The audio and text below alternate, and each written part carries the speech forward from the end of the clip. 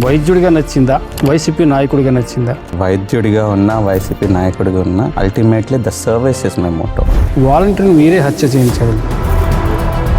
ఒక మంత్రి గారు అబ్బాయిగా సంశయం పాటించాలి, నిజమేనా? అది చేయించారా? ఏదైతే ఆ వాలంటీర్ హత్య అంటున్నారో, నేను ఎప్పుడు దాంట్లో ఏ భేదం లేకుండా నేను అందరినీ కూడా వేసుకుని వెళ్తాను. అరెస్ట్ అయ్యేటప్పుడు మధురైలో ఉన్నా, అరెస్ట్ అయినప్పుడు అక్కడ ఎందుకున్నారు? నేను కోనసీమ అల్లర్లో కిరసనాలు పోసే ధైర్యం ఎలా కలిగింది? చిన్న నిప్పు రవ్వ వెలిగితే ఆ నిప్పు రవ్వని ఒక డైరెక్షన్లోకి తీసుకెళ్లారు కొంతమంది. వీడియో చేసి చూపిస్తుంటే దాంట్లో మంటల్లో ఐ వాస్ క్రయింగ్.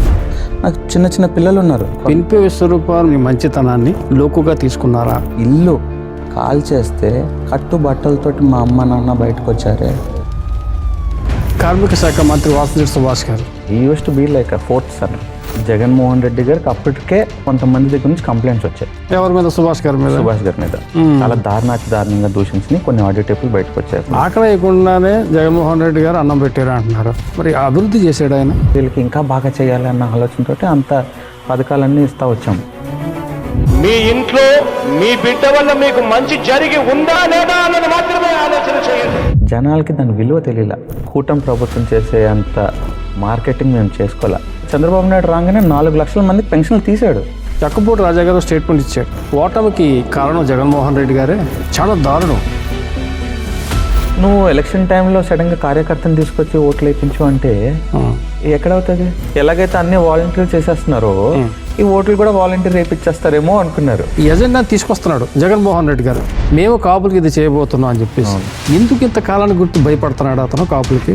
ఆయన ఓడిపోయారు, పార్టీ ఓడిపోయింది అంటే ఎక్కడ ఇంకా మనం బెటర్ అయ్యే అవకాశాలు ఉంటాయి అన్నది ఆయన విశ్లేషించుకుంటారు కదా. పవన్ కళ్యాణ్ గారిని వ్యక్తిగత దూషణలు, చంద్రబాబు నాయుడు గారిని వ్యక్తిగత దూషణలు, ఇప్పుడు నోళ్ళకి తాళాలు పడ్డాయి. అంటే మేము చేసిన తప్పే అంటే సార్, మా 3 మ్యారేజెస్ చేసుకున్నారని చెప్పి, 3 అన్యాయం జరిగిందని చెప్పి, మాకు అన్యాయం జరిగిందని వాళ్ళ పిల్లలు రేణు చేసే పిల్లలు కానీ డెఫినెట్లీ రేణు చేసే పిల్లలు నేను చూసుకుంటున్నాడు కదా పవన్ కళ్యాణ్. డెఫినెట్గా విజయ్ గారి పైన కూడా అలాగే ఆరోపణలు వచ్చాయి. త్రిష ఇంట్లో ఉంటున్నాడని బీజేపీ కూడా కమెంట్ చేసింది. బట్ చంద్రబాబు నాయుడు గారు అరెస్ట్ అనేది ఆ టైం సమయం సందర్భం కాదు కదా. మా జగన్మోహన్ రెడ్డి గారు నిర్ణయాలు తీసుకుంటారు డెఫినెట్లీ. మరి మొత్తం రాష్ట్రంలో మొత్తం అన్నీ పోయాయి కదా, మాకు కొన్ని 11 వచ్చాయి కదా.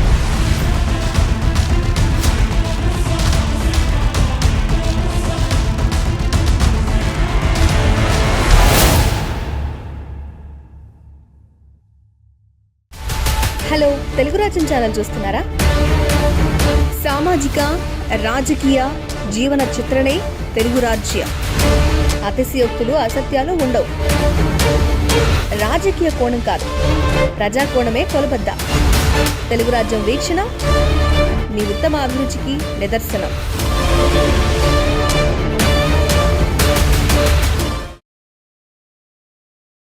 ఈరోజు మన ముఖ్య అతిథి ప్రముఖ వైద్య నిపుణులు, అమలాపురం వైఎస్ఆర్సీపీ కోఆర్డినేటర్, అలాగే మాజీ మంత్రివర్యులు పినిపే విశ్వరూప్ గారి 3వ కుమారుడు పినిపే శ్రీకాంత్ గారు మనతో పాటు ఉన్నారు. Daring and dynamic Amalapuram YSRCP coordinator Pinipe Srikanth మరియు మాజీ మంత్రి పినిపే విశ్వరూప్ గారికి అంబేద్కర్ కోనసీమ జిల్లా వైసీపీ అభిమానుల తరపున అభినందనలు. ఇట్లు అంబటి భవానీ, రాష్ట్ర వైఎస్ఆర్సీపీ ప్రచార కమిటీ ఉపాధ్యక్షురాలు మరియు రామచంద్రపురం ఎంపీపీ. నమస్కారం సార్. డాక్టర్ గారు, హలో సార్. మిమ్మల్ని ఏమన్నా నేను డాక్టర్ గారు అన్నా, లేకపోతే వైసీపీ కోఆర్డినేటర్ గారు అన్నా, మంత్రి గారు అబ్బాయి అన్నా? సార్, ఎక్కువ అమలాపురంలో కానివ్వండి మొత్తం అంతా నన్ను డాక్టర్ గారు అని పిలుస్తారు. ఎందుకంటే గడపకి వెళ్ళేటప్పుడు కానివ్వండి, the way I interacted with them and everything, అందరికీ డాక్టర్ అనేది బాగా ఎక్కువ గుర్తుంది. సో డాక్టర్ గారు అనే అంటారు. సో వృత్తిరీత్యా I'm doctor, so I enjoy being a doctor to. So doctor అని పిలవండి, నాట్ ఎన్ ఇష్యూ. ఇక్కడ డాక్టర్ ఏదైనా సేవలు చేశారా? పేషెంట్కి ఏమైనా చూడటం అది చేశారు? ఇక్కడ లోకల్గా యాజ్ అ డాక్టర్ నేను ఒక ఫౌండేషన్ ఉంది నాకు, మీనాక్షి ఫౌండేషన్ అని చెప్పేసి మా అమ్మగారి పేరు మీద నేను సేవ చేయాలి అని చెప్పి నేను నా వైద్య విద్య ముగించుకున్నాక మీనాక్షి ఫౌండేషన్ అనేది పెట్టి, మీనాక్షి ఫౌండేషన్ ద్వారా నేను ఉచిత హెల్త్ క్యాంపులు పెట్టాను. ఆ తర్వాత ఫ్లడ్స్లో మనము వెళ్ళి నేను ఫుడ్ ప్యాకెట్స్ ఇవ్వడం ఏంటి, లేకపోతే ఇంకా ఎవరికైనా ఇక్కడ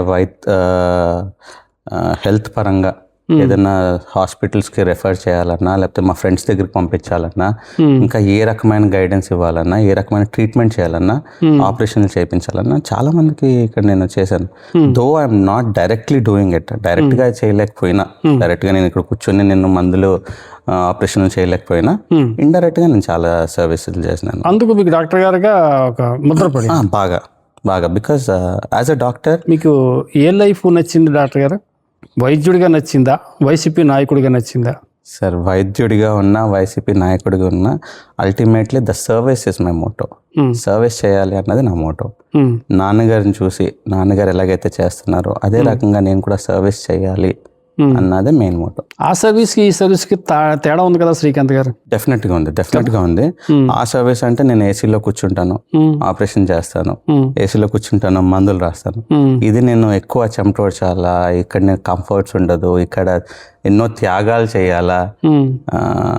కానీ ఈ వృత్తిలో నేను చేసే సర్వీస్ ఎక్కువ మందికి చేయొచ్చు. ఏ వృత్తిలో?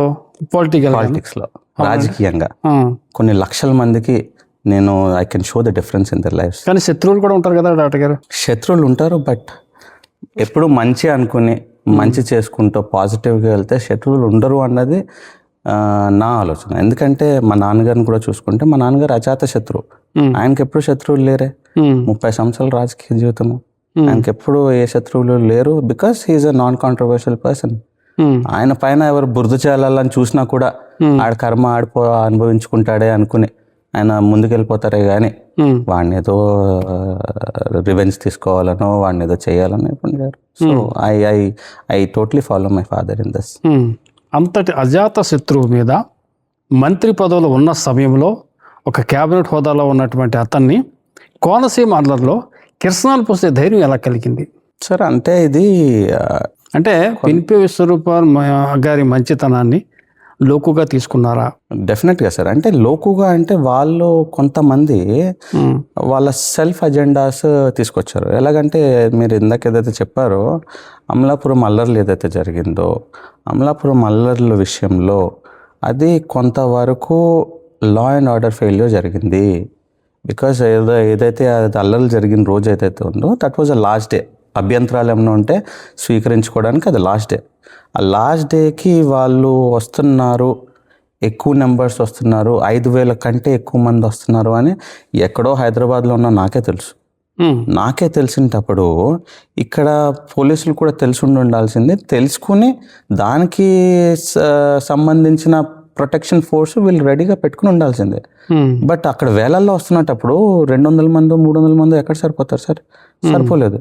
సో అక్కడ ఏదైతే అక్కడ కలెక్టరేట్ దగ్గరికి వచ్చి వినతి పత్రాలు ఇవ్వాలని అక్కడికి వచ్చారో, టు స్టార్ట్ విత్ అక్కడ వాళ్ళు ఏదో అల్లర్లు చేయాలన్న ఇంటెన్షన్తో రాలా.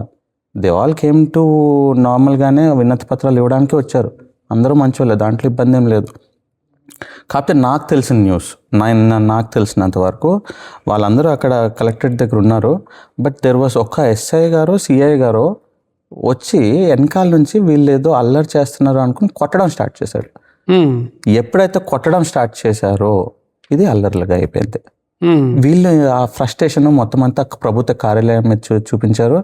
కార్యాలయం మీద చూపించి అక్కడ ఎస్పీ గారికి కూడా నాకు తెలిసి ఏఎస్పీ గారికి రాళ్ళు తగిలినట్టున్నారు. రాళ్ళు తగిలాయి, కలెక్టరేట్ పైకి రాళ్ళు ఇస్తారు, అక్కడ బస్సు ఉంటే బస్సు తగలబెట్టారు. సో అక్కడ ఏదైతే ఆ రకంగా జరిగిందో కొంతమంది దాన్ని వాళ్ళకి ఫేవర్ అయ్యే యాంగిల్స్లోకో, లేకపోతే వాళ్ళ రివెంజ్ తీసుకోవాలనో, లేదా వాళ్ళకి నచ్చిన డైరెక్షన్లోకి ఒక చిన్న నిప్పు రవ్వ వెలిగితే ఆ నిప్పు రవ్వని ఒక డైరెక్షన్లోకి తీసుకెళ్లారు కొంతమంది. అది జరిగింది. అంతేగాని అది చేయాలన్న ఆలోచన ఏ డైరెక్షన్ అది కావాలని చెప్పి పొన్నాడు సతీష్ గారి ఇంటికి వెళ్ళి అక్కడ నిప్పంటించారు. ఆ తర్వాత మా ఇంటికి వచ్చి ఇక్కడ నిప్పంటించారు. ఇది అప్పుడు ఇది కొత్త ఇంకా కన్స్ట్రక్షన్లో ఉంది. అంటే ఈ ఇంటికి కూడా ఓకే. అంటే కోనసీమ అల్లర్లతో సంబంధం ఉన్న వ్యక్తుల వాళ్ళు, లేదంటే విశ్వరూప్ గారితో ముందు నుంచి విభేదం ఉన్నటువంటి వ్యక్తులు ఏమైనా ఉన్నారు అందులో? ముందు నుంచి నాన్నగారి పైన అంటే పాపం నాన్నగారు అజాత శత్రువు, ఎవరు నాకు శత్రువులు అన్న ఆలోచన నాన్నగారికి లేదు. కానీ వాళ్ళ మైండ్లో వాళ్ళు నెగిటివ్ ఆలోచన పెట్టుకున్నారు. కానీ అంటే ఇలాంటి ఒక ఆపర్చునిటీ వస్తుంది, ఇలాంటి ఒక ఆపర్చునిటీ వస్తే మనం ఇలా చేయొచ్చు అన్న ఇంటెన్షన్ లేదు. కానీ రాగానే దాన్ని క్యాప్చరైజ్ చేశారు. ఆ ఒక బ్యాడ్ ఏదైతే పెట్టుకున్నారో ఆ బ్యాడ్ని ఆ యాంగిల్లో డైరెక్షన్లోకి తీసుకెళ్లారు. బట్ సో దాని యొక్క పరిణామమే మా 2 ఇల్లు కాల్చారు, వాళ్ళు కాల్చారు. వైసీపీ వాళ్ళేనా? ఇప్పుడైతే వైసీపీలో లేరు, అప్పుడు వైసీపీలో ఉన్నారు. అప్పుడు వైసీపీలో ఉన్నారు. అంటే పార్టీలోనే కుమ్ములాట అనుకోవాలా, పార్టీలోనే వ్యతిరేకత పార్టీలో కాదు సార్. అంటే ఎగ్జాక్ట్లీ అంటే వైసీపీ పార్టీలో ఉన్నారంటే మా నాన్నగారితోటే ఉన్నారు అప్పుడు. ఓకే, సో మా నాన్నగారితో ఉన్నారు. ఇట్స్ నాట్ అబౌట్ పార్టీకి సంబంధించింది కాదు ఇక్కడ, పార్టీకి సంబంధించింది కాదు. కాకపోతే ఒక విషయంలో నాన్నగారు వాళ్ళకి సపోర్ట్ చేయలేదేమో అనుకుని వాళ్ళు బాధ పెట్టుకుని ఉన్నారు. ఇక్కడ పార్టీలకు సంబంధం లేదు. ఇక్కడ వ్యక్తిగతంగా ఆ బాధ పెట్టుకుని ఈ యొక్క అవకాశం వస్తే ఈ యొక్క అవకాశంలో వాళ్ళు వాళ్ళ రివెంజ్ తీసుకున్నారు అనుకోవాలా, లేదంటే ఆ రకంగా వాళ్ళు ఆ మాబ్ని ఆ రకంగా డైరెక్షన్ మార్చారు. అంబేద్కర్ కోనసీమ జిల్లా పేరు పెట్టడం అనేది ఒక మంచి నిర్ణయమే, శుభ పరిణామం అని స్వాగతించాలి. ఘనంగా అప్పుడు ఉన్నటువంటి వైసీపీ ప్రభుత్వాన్ని అభినందించాల్సింది పోయి ఎందుకు కోనసీమ జిల్లా అంతా వ్యతిరేకత అయిపోయిందండి? అంటే జగన్ గారు చేసిన పని నచ్చలేదని మనం అనుకోవాలా? సార్ ఒక్క సీట్ కూడా రాలేదు కదా. డాక్టర్ బిఆర్ అంబేద్కర్ గారి పేరు పెట్టాలంటే ఎవరు వ్యతిరేకించారు సార్? బికాస్ బిఆర్ అంబేద్కర్ ఆయన మహోన్నతమైన వ్యక్తి. ఆయన ఒక్క కులానికో ఒక్క ప్రాంతానికో ఆయన సంబంధించిన వ్యక్తి కాదు. నిన్న కూడా కాక్రోచ్ జనతా పార్టీ ఏదైతే వాళ్ళు వచ్చారో, అభిజిత్ దిప్తే ఎవరైతే వచ్చాడో అతను రాగానే ఫస్ట్ ఎయిర్పోర్ట్లో నుంచి అంబేద్కర్ గారి ఫోటో రాజ్యాంగాన్ని పెట్టుకుంటూ చూపించుకుంటూ వచ్చాడు. మొత్తం నిన్న జంతర్ మంతర్లో ఎక్కడైతే మొత్తం ఇది జరిగిందో అగెన్స్ట్ ద సెంట్రల్ గవర్నమెంట్, విద్యాశాఖ మంత్రి ఏదైతే ధర్మేంద్ర ప్రధాన్ గారు అగెన్స్ట్ ఏదైతే చేశారో వాళ్ళు అంబేద్కర్ గారి ఫోటో చూపించుకుని వచ్చారు. సో ఇక్కడ కులాలు కానివ్వండి, ప్రాంతాలు కానివ్వండి కాదు. Because he is the person who gave us the constitution of India by which మనందరం నడుస్తున్నాము. అదొక రెస్పెక్ట్. ఆయన పేరు పెట్టడానికి ఎవరికి ఇబ్బంది ఉంటుంది సార్? ఎవరికి ఇబ్బంది లేదు. బట్ ద ప్రాసెస్ కొంతవరకు దాన్ని రాంగ్ యాంగిల్లోకి తీసుకుని వెళ్ళారు. మీ కోనసీమ జిల్లా అప్పటి ఎమ్మెల్యేలు అంటే వెలాంగిత్ యువర్ ఫాదర్ విశ్వరూప్ గారితో కలిపి అంబేద్కర్ కోనసీమ జిల్లా పేరు పెట్టిన విషయాన్ని ప్రజలకి చక్కగా చెప్పలేకపోయారు. అంటే 7 కాన్స్టిట్యున్సీలు 7 పోయాయి. అంటే 7 పోయాయి అన్నది జిల్లా పేరు పెట్టినందుకు అని ఎందుకు అనుకోవాలి సార్? మరి మొత్తం రాష్ట్రంలో మొత్తం అన్ని పోయాయి కదా, మాకు కొన్ని 11 వచ్చాయి కదా. సో ఈ ఇంపాక్ట్ మొత్తం రాష్ట్రం వచ్చేసింది అంటారా? కాదు కదా. So it's not because of that, దానివల్ల కాదు. కానీ మీరు అన్నట్టు చెప్పలేకపోయారు అంటే దాని తర్వాత అమలాపురం అల్లర్లు జరిగాయి. మాకు అవకాశం దొరకలేదు. సో ఇంకొకటి ఏంటంటే, సరే మీరు ఒకవేళ ఎవరైనా వ్యతిరేకించారు అనుకుంటే వినతి పత్రం ఇవ్వడానికి వచ్చిన వాళ్ళు 2,000 మంది 3,000 మందే ఉన్నారు. కానీ ఇట్స్ నాట్ లైక్ లక్షల మంది వచ్చేయలేదు, లేకపోతే ఇంకా 20-30 వేల మంది వచ్చేయలేదు. దాన్ని తీవ్రంగా వ్యతిరేకించే వాళ్ళు కాదు, అది కాదు. Just 3,000 to 4,000 people, 2,000 to 3,000 people వాళ్ళు వచ్చి వాళ్ళకి ఏ రకంగా అభ్యంతరం ఉంది, లేకపోతే ఇంకేమైనా సజెషన్స్ ఉన్నాయా, ఏదైనా ఇంకా ఏమైనా పేరు సజెస్ట్ చేశారా అన్నది చెప్పడానికి వచ్చారే కానీ వాళ్ళందరూ పూర్తిగా వ్యతిరేకించేశారని కాదు కదా. So we didn't get an opportunity to explain them. ప్రాపర్గా ఎక్స్ప్లెయిన్ చేసే ఒక ఆపర్చునిటీ మాకు ఇంకా దొరకలా. పేరు పెట్టాము, కొంతమంది ప్రజలు కానివ్వండి, కొంతమంది నాయకులు కానివ్వండి, వాళ్ళు ప్రజాప్రతినిధులుగా పొన్నాడు సతీష్ గారి దగ్గరికి, నాన్నగారి దగ్గరికి, అప్పుడున్న తోట త్రిమూర్తులు గారి దగ్గరికి, చెల్బేని వేణు గారి దగ్గరికి, అందరి దగ్గరికి వచ్చి రిక్వెస్ట్ చేశారు. సార్ ఈ రకంగా పేర్లు మారుస్తూ ఉన్నారు కదా, ఈ పేరు పెడితే బాగుంటుందేమోనని వీళ్ళని ప్రజాప్రతినిధులుగా వీళ్ళని రిక్వెస్ట్ చేశారు. వీళ్ళు ప్రజల యొక్క ఆలోచనని జగన్మోహన్ రెడ్డి గారికి, ముఖ్యమంత్రి గారికి, అప్పటి ముఖ్యమంత్రి గారు చెప్పాలి కాబట్టి వీళ్ళు ఆ రకంగా వాళ్ళకి జగన్మోహన్ రెడ్డి గారు వివరించారు. జగన్మోహన్ రెడ్డి గారు అవును ఇది వాళ్ళు అడిగేది కరెక్ట్గానే ఉంది కదా అని చెప్పి ఆయన ఆలోచన చేసి ఫస్ట్ ఇమీడియట్లీ ఆయన ఇచ్చేస్తానని చెప్పలేదు. ఆయన కూడా ఆలోచించి సరే ఈయన అడిగేది కరెక్ట్గానే ఉంది కదా అని చెప్పేసి ఆయన కూడా ఆలోచన చేసి ఆ తర్వాత ఆయన అనౌన్స్ చేశారు. అనౌన్స్ చేశాక ఒక సెక్టర్ ఆఫ్ పీపుల్, ఒక 2-3 సెక్టర్స్ ఆఫ్ పీపుల్ ఒకవేళ నచ్చలేదు అంటే, సో ఒకవేళ నచ్చకపోతే మీరు దానికి వినతి పత్రాలు ఇవ్వండి అని చెప్పి 15 days 20 days టైం కూడా ఇచ్చారు. సో అంత ప్రశాంతంగానే ఉంది. అతను వచ్చినాక ఏదైతే లాస్ట్ డే ఏదైతే వినతి పత్రాలు ఇవ్వడానికి లాస్ట్ డే ఉందో ఆ లాస్ట్ డే రోజున కొంత వేళల్లో వచ్చినప్పుడు మన పోలీసులు ఎక్కువ మంది లేరు. పోలీసులు ఎక్కువ మంది లేకపోవడం అదొక రీజను. రెండో రీజన్ ఏంటంటే ఎవరైతే వెనకాల నుంచి ఒక ఎస్ఐగా సిఐను కొట్టుకుంటూ వచ్చాడు, ఈ షుడెంట్ హావ్ డన్ దట్. అది నెంబర్ 2.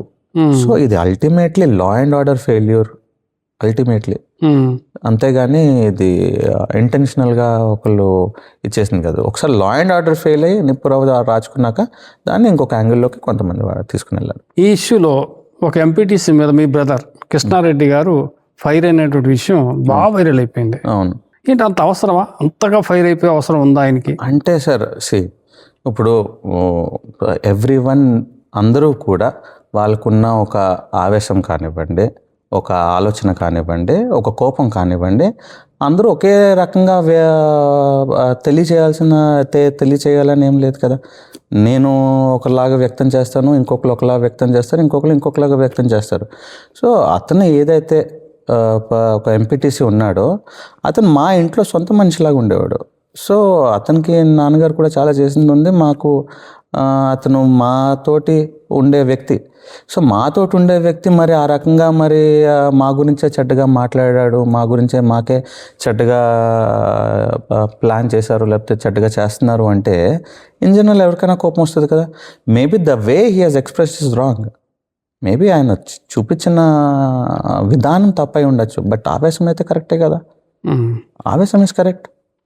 సో ఆ రకంగా జరిగింది అంతే. అంటే ఒక మంత్రి గారు అబ్బాయిగా సంశయం పాటించాలి, సహనం వహించాలి కదా. Yes sir. దట్టు నాన్నగారికి అజాత శత్రువు అనేది ఎవరైనా చెప్తారు. మరి అటువంటి అజాత శత్రువు పేరు పాడైపోతుందేమో అనే ఆలోచన లేదా? ఆలోచన ఉండాల్సిందే, but there were many factors చాలా ప్లే చేస్తాయి సార్. అప్పుడు యాజ్ అ మినిస్టర్స్ ఆ టైంలో పక్కన ఉండే వ్యక్తులు ఉండొచ్చు, లేకపోతే ఇంకెవరైనా అయి ఉండొచ్చు, లేకపోతే ఇంకేమైనా ఫ్యాక్టర్ అయి ఉండొచ్చు, లేకపోతే అప్పటికే మా అమలాపురం ఇల్లు అల్లర్లు జరిగి ఇల్లు దగ్ధం అయి ఉండొచ్చు. సార్ మీరు ఎప్పుడూ ఒక యాంగిల్లో చూస్తారు, బట్ ఇంకో యాంగిల్లో as a family what we have gone through అన్నది ఎవరికి తెలుసు సార్. నేను ఈ అమలాపురం మండలం జరిగేటప్పుడు మా ఫ్యాక్టరీ నుంచి నేను మా ఇంటికి వెళ్తా ఉన్నా, కారులో వెళ్తా ఉన్నా. నాకు నా ఫ్రెండ్స్ ఇక్కడ నుంచి ఫోన్ చేసి అన్న ఇలా చేస్తున్నారు అంటే నేను వీడియో చేసి చూపిస్తుంటే దాంట్లో మంటల్లో నా ఫ్రెండ్స్ దాంట్లో ఇరుక్కుని ఉంటే, మా పార్టీ క్యాడర్ దాంట్లో ఇరుక్కుని ఉంటే ఐ వాస్ క్రయింగ్. నేను ఏడుస్తా ఉన్నా. నేను ఇంటికి వచ్చేసినాక నాకు చిన్న పిల్లలు ఉన్నారు. ఎక్కడ హైదరాబాద్ ఇంట్లో కూడా అటాక్ చేస్తారు అని చెప్పి మేమందరం చాలా భయపడి, మా వైఫ్ కిడ్స్, మేము జాయింట్ ఫ్యామిలీ అందరం కలిసి ఉంటాము, లేడీస్ కిడ్స్ అందరూ భయపడిపోయి అందరం ఒక రూమ్లో ఉండి నైట్ ఎక్కడ దాడులు జరుగుతాయో అని చెప్పి మేమంతా భయపడిపోయి ఒక రూమ్లో దాక్కుని ఉండాల్సి వచ్చింది సార్. ఆ యాంగిల్ ఎవరు చూడలేదే. మేమెంత బాధపడ్డాము. 30 సంవత్సరాలు రాజకీయం చేసి ఒక క్యాబినెట్ మంత్రిగా ఉన్న వ్యక్తి ఇల్లు కాల్ చేస్తే కట్టుబట్టలతోటి మా అమ్మ నాన్న బయటకు వచ్చారే, అది ఎవరు చూడలేదు సార్. ఒక మంత్రి ఇంటి పైన అటాక్ జరిగితే మొత్తం భారతదేశంలో ఎప్పుడు ఈ రకంగా జరగలేదు. మొత్తం భారతదేశం అంతా తిరిగి చూసుంటుందా? జగన్ గారికి చెప్పారా ఇలా జరిగిందండి? Definitely he also know sir. చెప్పారు. ఏమన్నారండి ఆయన ఎలా రియాక్ట్ అయ్యారు? నో హీ వాజ్, జగన్ గారు కూడా చాలా బాధపడ్డారు డెఫినెట్ గా. కాకపోతే అమలాపురం అల్లర్లు అన్నది ఒక సెన్సిటివ్ యాంగిల్లోకి వెళ్ళింది. ఆ సెన్సిటివ్ యాంగిల్లోకి వెళ్ళాక దాన్ని డిఫరెంట్ వేలో హ్యాండిల్ చేయాలి అని చెప్పి, ఎందుకంటే ఏది చేసినా కూడా మళ్ళీ అల్లర్లు రీబౌండ్ అయ్యే ఛాన్సెస్ ఉన్నాయి, మళ్ళీ ఇంకేమైనా జరిగే ఛాన్సెస్ ఉంటాయి. సో అందుకని చెప్పి దాన్ని నలిఫై చేయడానికి కొంచెం ఎక్కువ అగ్రెసివ్ రియాక్షన్స్ ఏమి తీసుకోలేదు, లేదంటే కొంచెం సటిల్గా హ్యాండిల్ చేశారే కానీ ఇంకొకటి ఏం లేదు సార్. మీ మీద కూడా ఒకటి జరిగింది, వాలంటీర్ని మీరే హత్య చేయించారు, నిజమేనా? అది చేయించారా? నాకేం అవసరం ఉంటుంది sir. I'm doctor, I'm orthopaedic surgeon. 15 సంవత్సరాలు నేను కష్టపడి చదివితే ఒక డాక్టర్ అవుతారు సార్. నాకు ప్రాణం విలువ తెలుసు. చిన్న దెబ్బలు తగిలితే మా దగ్గరకు వస్తారు, వాళ్ళకి ఎలా ట్రీట్ చేయాలి, వాళ్ళ ప్రాణాన్ని ఎలా కాపాడాలని చూసే వృత్తి నేను ఎంచుకున్నాను. నాకెవరినో హత్య చేయించాల్సిన అవసరం నాకేముంటుంది? నాకు సంబంధం ఏంటి అసలు? నాతో పాటు నన్ను నచ్చి నేను ఇక్కడ పార్టీ యాక్టివిటీస్ చేసేటప్పుడు, లేకపోతే ఒక మంత్రి కొడుకు నేను ఇక్కడ తిరుగుతున్నప్పుడు నన్ను నచ్చి నాతో తిరగాలని కొంతమందికి ఉండొచ్చు, కొంతమంది ఉంటే వాళ్ళు వచ్చి నాతో తిరగచ్చు. నేను ఎప్పుడు దాంట్లో ఏ భేదం లేకుండా నేను అందరినీ కూడా వేసుకుని వెళ్తాను. సో దాంట్లో వాళ్ళకి ఏదో జరిగితే నాకు సంబంధం ఏంటి? వాళ్ళకి అంటే ఏదో జరుగుతాయంటే అలా కాదు. ఐ మీన్ వాళ్ళకి ఏమన్నా ఆరోగ్యరీత్యా బాగోపోయినా, వాళ్ళకి ఏదైనా హెల్ప్ కావాలన్నా, లేకపోతే వాళ్ళకి ఎప్పుడైనా అవసరం ఉంటే ఒక నాయకుడిగా నేను ఉంటా డెఫినెట్లీ. బట్ అతనికి ఒక చనిపోయిన ఇదిలో నాకు సంబంధం ఎలా ఉంటుంది? ఏ రకంగా నాకు సంబంధం ఉంటుంది? మరి ఎందుకు మరి మీ మీద వచ్చింది అది కేసు? మిమ్మల్ని అరెస్ట్ కూడా చేశారు కదా. It was purely personal vendetta, political vendetta taken on me. అది ఎందుకంటే సార్, ఇప్పుడు ఏదైతే ఆ వాలంటీర్ హత్య అంటున్నారో అదే వాలంటీర్ యొక్క కేసు త్వరితగా ఇన్వెస్టిగేట్ చేయండి, దోషుల్ని పట్టుకోండి అని నేనే అప్పటి ఎస్పీ సుధీర్ కుమార్ రెడ్డి గారు అంటే మీకు తెలుసు కదా సార్, మీరు ఒకవేళ ఉభయ గోదావరి జిల్లాల్లో ఉంటే సుధీర్ కుమార్ రెడ్డి అన్న వ్యక్తి ఇక్కడ ఎలాగా పోలీసింగ్ చేశారు అన్నది మీకు తెలిసే ఉంటుంది. ఒక సింగం, అంత స్ట్రిక్ట్ ఆఫీసర్ నేను ఎప్పుడూ చూడలేదు. He was like that. So అలాంటి వ్యక్తి దగ్గరికి నేను వాళ్ళ కుటుంబ సభ్యుల్ని తీసుకుని నేను 3 సార్లు వెళ్ళాను. సార్ న్యాయం చేయండి సార్ ప్లీజ్, ఒక మంత్రి కొడుకుతో తిరిగే వ్యక్తికి నేను న్యాయం చేయలేకపోతే మిగతా వాళ్ళకి ఏం చేస్తామని క్వశ్చన్ చేస్తారు. సో దయచేసి మీరు దీన్ని ఫాస్ట్గా ఇన్వెస్టిగేట్ చేయండి అండ్ దోషుల్ని పట్టుకోండి, న్యాయం చేయండి వీళ్ళకి అని చెప్పి నేను కుటుంబ సభ్యులను తీసుకుని వెళ్ళాను. కుటుంబ సభ్యులను కూడా అడగండి. వాళ్ళ ఎదురుగానే నేను సుధీర్ కుమార్ రెడ్డి గారితో మాట్లాడాను 2-3 సార్లు. సో అండ్ మోరోవర్ ఎప్పుడైతే ఇన్సిడెంట్ జరిగిందో నేను హైదరాబాద్లో ఉన్నాను. అప్పుడు మదురైలో అక్కడ ఉన్నారని న్యూస్ వచ్చింది సార్. అరెస్ట్ అయ్యేటప్పుడు మదురైలో ఉన్నా. అరెస్ట్ అయింది అక్కడ ఎందుకున్నారు? నేను ఎప్పటి నుంచో ఎలక్షన్ అయిపోయిన కాడి నుంచి కూడా ఆరుపడే వీడు అని చెప్పి సుబ్రహ్మణ్యేశ్వర స్వామి గుళ్ళు ఉంటాయి. ఆరుపడే వీడు అంటే 6 గుళ్ళు ఒకేసారి ఒకే ట్రిప్లో దర్శనం చేసుకుంటే చాలా మంచిది అని మా వైఫ్ ఎప్పుడు చెప్తా ఉండింది. సో వెళ్తా అని చెప్పి పోస్ట్ పోన్ చేస్తా వచ్చిన.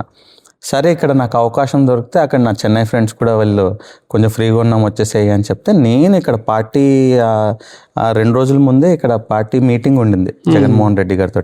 ఆ పార్టీ మీటింగ్ అయిపోయిన తర్వాత అప్పుడే నేను అప్పటికప్పుడు అనుకున్నా, ఆ పార్టీ మీటింగ్ అయిపోయిన తర్వాత సరే ఆరుపడే వీడియో వెళ్దాము అని చెప్పేసి నేను ఆరుపడే వీడియో వెళ్ళిన. ఆరుపడే అంటే 6 గుళ్ళు, 6 సుబ్రహ్మణ్యేశ్వర స్వామి గుళ్ళు ఒకేసారి చూసేది. సో ఆ ట్రిప్కి వెళ్ళి చెన్నైకి వెళ్ళాం. చెన్నై నుంచి ఆరుపడే వీడియో చూసుకుందామని అలాగే. అరెస్ట్కి భయపడి తలదాచుకున్నారా? సార్ అరెస్ట్కి భయపడి తలదాచుకుంటే నేను గుళ్ళు ఎందుకు వెళ్తా?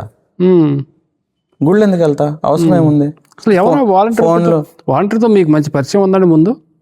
సార్ మంచి పరిచయం అంటే నాతో తిరిగే ప్రతి ఒక్కరిని నేను తెలుసుకుంటాను కదా, వాళ్ళ పేర్లు ఏంటి, వాళ్ళ స్థితిగతులు ఏంటి, లేకపోతే వాళ్ళ కొడుకుకి పేరు నేనే పెట్టాను. వాడు నన్ను చాలా అభిమానిస్తాడు. సార్ అన్న నాకు నా కొడుకు నువ్వే పేరు పెట్టాలరా అంటే వాళ్ళ కొడుకు నేనే పేరు పెట్టానే. సో ఆ రకంగా అతను అభిమానం చూపించాడు, ఆ రకంగా నేను వాళ్ళని కేర్ చేశాను. ఒకరోజు నేను కారులో వెళ్ళేటప్పుడు వాడు బైక్ పైన ఫాలో అయిపోతుంటే వాడికి ముక్కులోంచి రక్తం వచ్చేస్తుంది. ఈ ఎండకో మరి వేడి చేసే ఎందుకో, అరే నువ్వు ఫస్ట్ వెళ్ళి హాస్పిటల్లో చూపించుకో నువ్వు అని చెప్పేసి కార్ ఆపేసి ఫస్ట్ అయినా హాస్పిటల్కి పంపించాను. ఇవన్నీ ఎవరికి తెలియవు. మరి జరిగినప్పుడు ఎలా వచ్చింది? మీరే మర్డర్ చేశారని ఎందుకు వచ్చింది? అదే చెప్తున్నా కదా సార్. ఒకటి నేను అసలు ఇక్కడ లోకల్లో లేను. ఐ వాజ్ ఇన్ హైదరాబాద్లో ఉండి ఎప్పుడైతే ఇది జరిగిందని తెలిసిందో అప్పుడు నేను ఇక్కడికి వచ్చి వాళ్ళ కుటుంబాన్ని పరామర్శించి ఖచ్చితంగా న్యాయం చేస్తామమ్మా, ఉద్యోగం ఇస్తాను అని చెప్పేసి ఒక 50,000 చేతిలో పెట్టి ఆ తర్వాత వెళ్ళాము. ఆ తర్వాత కొంచెం ఇంకా డిలే అవుతుంటే సుధీర్ కుమార్ రెడ్డి గారి దగ్గరికి వెళ్ళాము. అంతెందుకు, మీకు ఇంకొక ఇంపార్టెంట్ ఫ్యాక్ట్ చెప్పడం మర్చిపోయాను. బాడీకి పోస్ట్ మార్టము త్వరగా చేసి పోస్ట్ మార్టం చేయాలి. వీళ్ళ కుటుంబ సభ్యులు అన్న మాకు ఇప్పటికే బాడీ మొత్తం డీకంపోజ్ అయిపోయింది, మాకు వద్దు పోస్ట్ మార్టం వద్దు, మాకు బాడీ ఇచ్చేసండి అని చెప్తే నేను as a doctor forensic medicine చదివిన వ్యక్తిగా నాకు తెలుసు కాబట్టి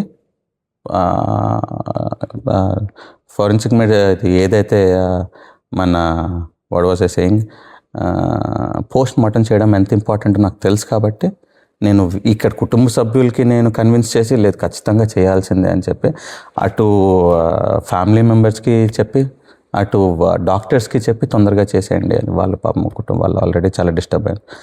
ఇది చెప్పి ఒక పక్కన పోస్ట్ మార్టం చేపిస్తాము, ఒక పక్కన ఇది చేస్తాం, సుధీర్ కుమార్ రెడ్డి గారి దగ్గరికి వెళ్తాం, అన్నీ చేసి నాకేం అవసరం ఉంటుంది సార్?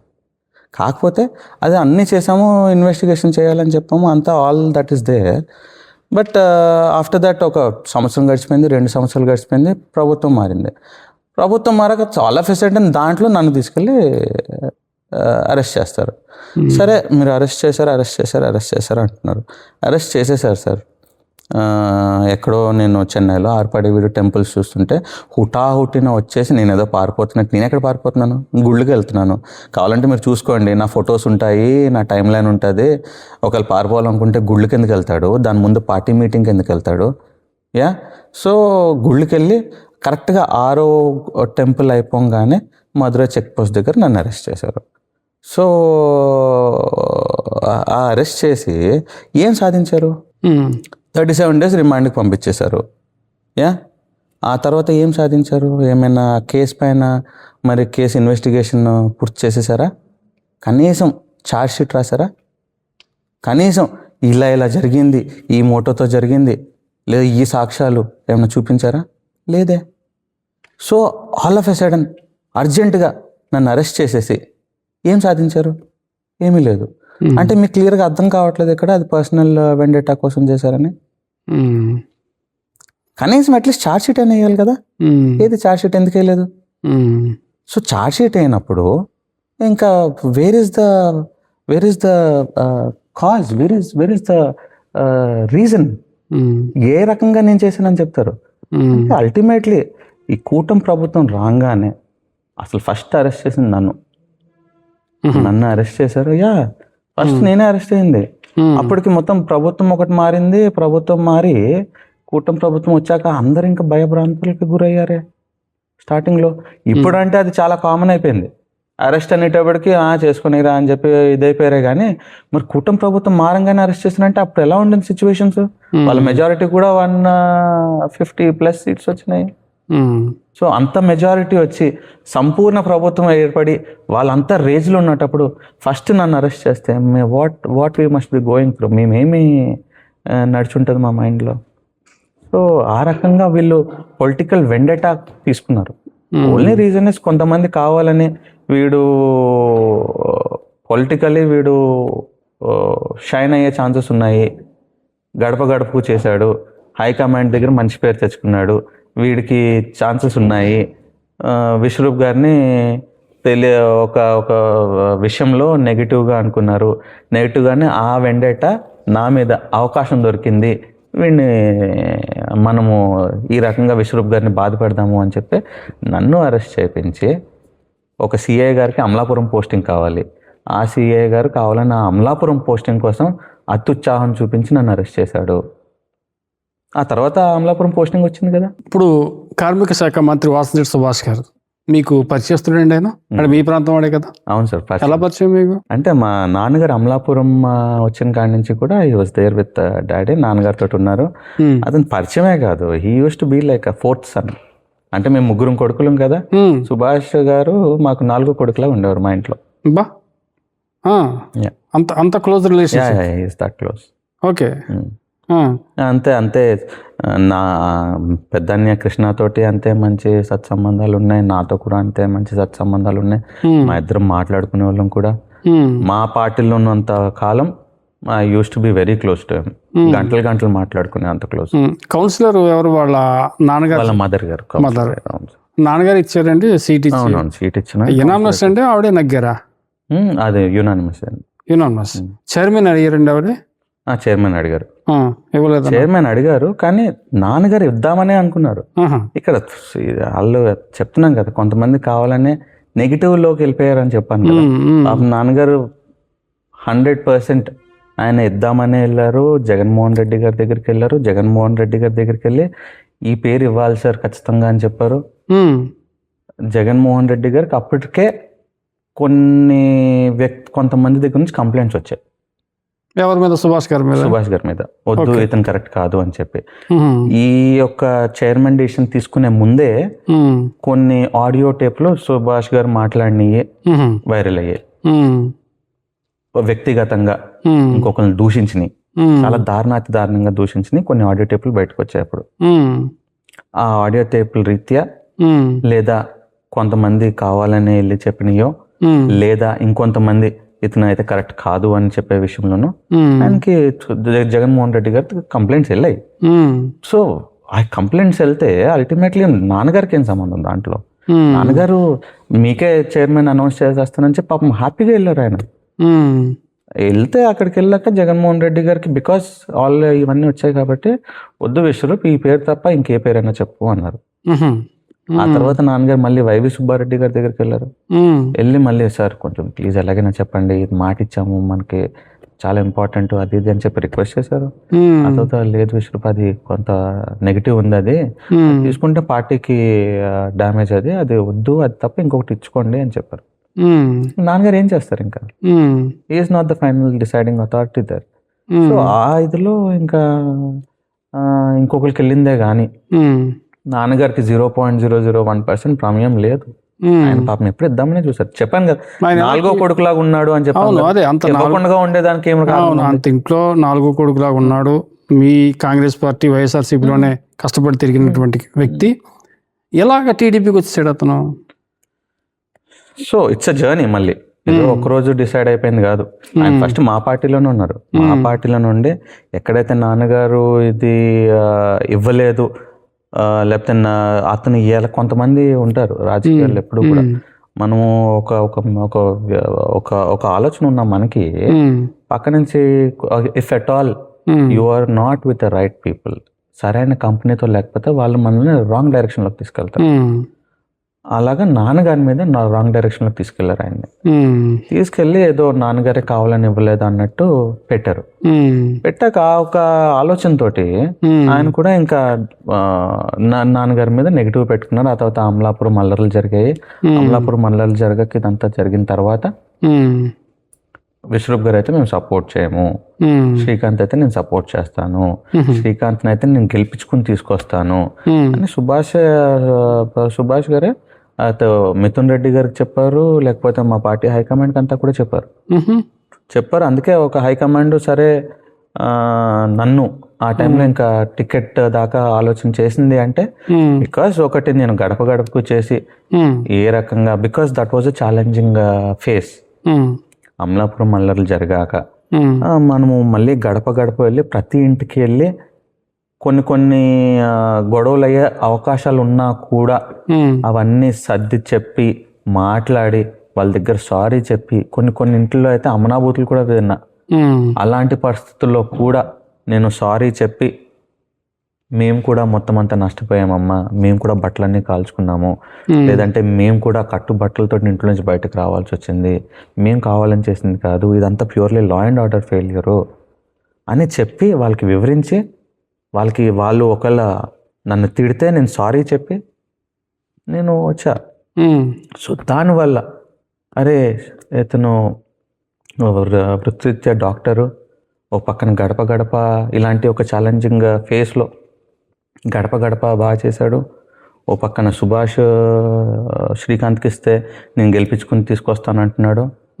సో అన్ని రకాలు చూసి సో హైకమాండ్ ఒక ఆలోచన చేసింది, అవును శ్రీకాంత్కి ఇస్తే బాగుంటుంది. అమలాపురంలో సుభాష్కి అంటే గెలిపించుకుని తీసుకొచ్చే అంత గ్రిప్ ఉందండి ప్రజలు. అంటే గెలిపించుకుని తీసుకొచ్చే అంత లేకపోయినా అట్లీస్ట్ నెగిటివ్ చేసి బ్యాట్ చేసే ఒక అవకాశం అయితే ఉంటది కదా, అది కాకూడదు అని చెప్పి మాజీ ముఖ్యమంత్రి వైసీపీ అధినేత జగన్మోహన్ రెడ్డి గారి ఆదేశాల మేరకు కూటమి ప్రభుత్వం ప్రజా వ్యతిరేక విధానాలను ఎండగడుతున్న, నిత్యం ప్రజల్లోకి దూసుకుపోతున్న మాజీ మంత్రి పిఏసీ సభ్యులు పినపై విశ్వరూప్ గారికి, అమలాపురం కోఆర్డినేటర్ పినపై శ్రీకాంత్ గారికి శుభాభినందనలు. ఇట్లు కటకంశెట్టి ఆదిత్య, వైఎస్ఆర్ కాంగ్రెస్ పార్టీ రాష్ట్ర కార్యదర్శి, అమలాపురం నియోజకవర్గం పరిశీలకులు. రేపు జనరల్ అయితే అతను ఇక్కడ పోటీ చేయడానికి సిద్ధపడుతున్నాడు అనేది ఒక రూమర్. అదే కానీ జరిగింది అనుకోండి, ఎలా ఉంటుంది అసలు? ఏమో అది మనకు చెప్పలేము. ఎందుకంటే అమలాపురం ప్రజానికం చాలా రాజకీయ చైతన్యం ఉన్నవాళ్ళు. సో అంత ఈజీగా ఎవరిని నమ్మారు, అలాగని చెప్పి ఒక్కసారి నమ్మారంటే వాళ్ళని నెత్తి మీద పెట్టుకుని చూసుకుంటారు. సో డెఫినెట్లీ అందరికీ ఉండొచ్చు ప్లాన్స్, కానీ ప్రజల్ని ఒక మనసులు గెలుచుకోవాలి. ప్రజలు ఒక మనసులు గెలుచుకుని కష్ట సుఖాలు తెలుసుకుని వాళ్ళలో మమేకమయ్యి ఆ రకంగా వెళ్తే డెఫినెట్లీ తద్వారా రిజల్ట్ అనేది ఆధారపడి ఉంటుంది. And Amalapuram it's just not based on one cost. దీంట్లో అన్ని కులాలు ఉంటాయి కదా. సో ఓసీలు ఉంటారు, బీసీలు ఉంటారు, ఎస్సీలు ఉంటారు ప్రధానంగా. సో అన్ని కాస్ట్లో నుంచి రావాలి. ఒక కాస్ట్లో పెట్టేసుకుని కాస్ట్ లీడర్కి ముద్దు పడితే will that be very easy? It won't be very easy. So అట్లా ఉండదు. అమలాపురంలో చాలా ఇష్యూలు ఉన్నాయి కదా శ్రీకాంత్ గారు. యాంటీ ఎమ్మెల్యే, యాంటీ కూటమి, ఎందుకు మీరు దేని మీద కూడా సరైన పోరాటం చేయలేకపోతున్నారు? అంటే సార్, ఇది మేము ఇంకా పోరాటం చేయట్లేదు అని కాదు. మేము ప్రజల్లోనే ఉంటున్నాము, ప్రజలతోనే ఉంటున్నాము. ప్రతి 2 రోజులకి మా జగన్మోహన్ రెడ్డి గారు ఒక ప్రోగ్రామ్ చెప్తారు, మేము డెఫినెట్లీ చేస్తాము. ఒక నిరసనలు చెప్తారు, నిరసనలు చేస్తాము. బట్ ఇంకా ఆశించినంత బాగా మీరు ఇంకా డైరెక్ట్ అటాక్ చేయాలి అంటే నేను ఒకటి బిలీవ్ చేస్తా. ఏంటంటే లాస్ట్ టైము మేము ప్రభుత్వంలో ఉన్నప్పుడు ఏదైతే సంక్షేమ పథకాలు ఇచ్చామో అది ఏ రకంగా ఇచ్చామంటే, మేము వాళ్ళకి ఆకలి అనేది తెలియకుండా మేము సంక్షేమ పథకాలు ఇస్తూనే ఉన్నాం. ఎవ్రీ 2 monthsకి ఒక పథకం అనౌన్స్ చేస్తారు జగన్ గారు. చెప్పినయే కాకుండా చెప్పని పథకాలు కూడా ఇస్తాము. సో ఆ రకంగా మేము జగన్మోహన్ రెడ్డి గారు ఎంతో ఇంకా మంచి చేయాలి, వీళ్ళకి ఇంకా బాగా చేయాలి అన్న ఆలోచనతో అంత పథకాలన్నీ ఇస్తూ వచ్చాము. సో ఈ యొక్క ఇదిలో ఒక నెగిటివ్, ఒక డ్రాబ్యాక్ ఏమైందంటే జనాలకి దాని విలువ తెలియలే. ఇప్పుడు ఒక ఆకలి వేసినోడికి ఆకలి విలువ అనేది తెలుస్తుంది. సో వాళ్ళకి ఆ విలువ తెలియలేదు. జగన్ గారు ఎంత ఇస్తుంటే మీరేమన్నా జేబులో తీసిస్తున్నారా, మేమేమన్నా ఇవ్వమన్నామా, లేకపోతే ఇలాంటివి కూడా అన్నారు. సో వీళ్ళకి ఎప్పుడైతే ఆకలి వేసినప్పుడు మనం ఇస్తామో దాని విలువ అనేది బాగా తెలుస్తుంది అన్నది నేను పర్సనల్గా నేర్చుకున్నాను. సో నాకు కోఆర్డినేటర్ ఇచ్చంగానే డైరెక్ట్ నేను అటాక్ చేసేసి లేకపోతే డైరెక్ట్ కన్ఫ్రంట్ చేసేసే బదులు కన్నా ఒకసారి వాళ్ళు కూడా కూటమి ప్రభుత్వం వచ్చింది అధికారంలోకి, వాళ్ళ పాలన కూడా చూస్తారు, 1-2 సంవత్సరాలు చూస్తారు. వాళ్ళు ఏ రకంగా స్కాములు చేస్తున్నారు, ఏ రకంగా మేము చేసిన పనులకి క్రెడిట్లు తీసుకుంటున్నారు, లేదా ఏ రకంగా ఆ సంబరాలు ఈ సంబరాలు అని పెట్టి ఏ రకంగా దోచుకుంటున్నారు, సో ఏ రకంగా సర్వీసెస్ అంతా తెలుసుకుంటారు కదా. ముందు ప్రభుత్వానికి ఇప్పుడు దానికి కంపేర్ చేసుకున్నాక వాళ్ళకి అర్థమైనప్పుడు అప్పుడు నేను I definitely increase my intensity. దాంట్లో డౌటే లేదు. ఇప్పటికి 2 సంవత్సరాలు పూర్తయింది. We have 3 more years. So as I go on I will definitely intensify my fight against the government. ఆకలి వేయకుండానే జగన్మోహన్ రెడ్డి గారు అన్నం పెట్టారు అంటున్నారు. మరి అభివృద్ధి చేశాడు ఆయన? డెఫినెట్లీ చేశారు సార్. ఒకటేంటంటే మా జగన్మోహన్ రెడ్డి గారు పాపము కూటమి ప్రభుత్వం చేసే అంత మార్కెటింగ్ మేము చేసుకోలే, అంత డప్పు మేము కట్టుకోలే. పాపం మేము చేసుకుంటూ వెళ్ళిపోయినాం. ఎందుకంటే మొత్తం భారతదేశంలోనే ఎక్కడా లేనటువంటి విధంగా ఒక 17 మెడికల్ కాలేజెస్ మరి తీసుకొచ్చారే. 17 మెడికల్ కాలేజెస్ మొత్తం భారతదేశంలో ఏ రాష్ట్రంలోని ఏ ముఖ్యమంత్రి చేయండి అది. 17 మెడికల్ కాలేజెస్ అంటే ఆయన ఎంత బాగా హెల్త్ కంప్లీట్ అందులో 17 మెడికల్ కాలేజీలో కంప్లీట్ ఏమైనా ఉన్నాయా? కంప్లీట్ అంటే సార్ 2 మెడికల్ కాలేజెస్లో నాకు తెలిసి తరగతులు స్టార్ట్ అయ్యాయి 2 మెడికల్ కాలేజ్లో. కానీ ఇంకొకటి ఏంటంటే బికాస్ ఒక పక్కన సంక్షేమ పథకాలు ఇస్తూ ఉన్నారు కంటిన్యూస్గా, ఇంకో పక్కన 2 సంవత్సరాలు కోవిడ్ వచ్చింది. కోవిడ్లో కూడా మేము సంక్షేమ పథకాలు ఇస్తానే ఉన్నాము. శ్రీకాంత్ గారు ఒక విషయం మనం ఓపెన్ గా మాట్లాడుకుందాం. ఈ యొక్క ఫైనాన్షియల్ ఛాలెంజెస్ వల్ల మేబీ కొంచెం స్లో అయ్యి ఉండొచ్చు. ఒక విషయం, సంక్షేమం మీరు పదే అంటున్నారు. సార్ పెన్షన్ ఏమి ఇచ్చాడు అతను? 3,000 చేస్తాను అన్నాడు 2019లో. 3,000 అన్నది 22,50, 25, 27,50, 3 బిట్లు కింద పెంచుకుంటూ 5 ఏళ్ళు పెట్టింది దీనికి 3 చేయడానికి. ఫస్ట్ ఏమన్నాడు అతను? 3,000 ఇచ్చేస్తాను అన్నాడు. 1. 2 అమ్మఒడి ఇంట్లో ఒకళ్ళకే ఇస్తా అన్నాడు, ఒకళ్ళకే ఇచ్చాడు. మరి ఈ కూటమితో పోల్చుకుంటే వీళ్ళు అమ్మఒడి అందరికి ఇచ్చేస్తున్నారు, పెన్షన్ 4,000 చొప్పున ఇచ్చుకుంటూ పోతున్నారు, స్టార్టింగ్లో ఏరియాలు కూడా ఇచ్చారు. మరి అప్పుడు సంక్షేమం ఎవరు బాగా ఇచ్చినట్టు? మా జగన్మోహన్ రెడ్డి గారిది ఏంటంటే ఈజ్ వెరీ ఓపెన్ పర్సన్. పాపం డైరెక్ట్గా మొత్తం అంతా చెప్పేస్తారు. అబద్ధాలు చెప్పడం మా నాయకుడికి రాదు. వీళ్ళు ఏంటంటే వీళ్ళు పెన్షన్ 4,000 ఇచ్చేస్తామంటున్నారు కదా. ఎన్ని పెన్షన్లు తీశారు వీళ్ళు వచ్చాక అది చెప్పండి. జగన్ గారు కూడా కొన్ని తీశారు కదా. ఏం తీయలేదు సార్, మొత్తం ఇంకా అడిషనల్గా ఇచ్చారు. వాలంటీర్ల ద్వారా 60 ఏళ్ళు పూర్తయిన ప్రతి ఒక్కరికి వాలంటీర్ డైరెక్ట్ పేరు రాసేయడం, పెన్షన్లు వచ్చేయడము, ఇంకా పెంచుకుంటూ పోయాము.